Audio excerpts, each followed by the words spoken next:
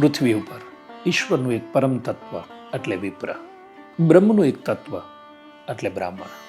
બ્રાહ્મણસ્ય મુખમાસીદ બાહુરાજન્ય. ભગવાન વિષ્ણુના મુખમાંથી વિપ્ર પ્રગટ થયા છે. માટે સમાજમાં, જગતમાં બ્રાહ્મણોનું પૂજન થવું જોઈએ.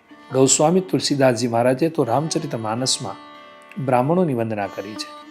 બંદહુ પ્રથમ મહીસુર ચરના મોહ જનિત સંશય સબ હરના.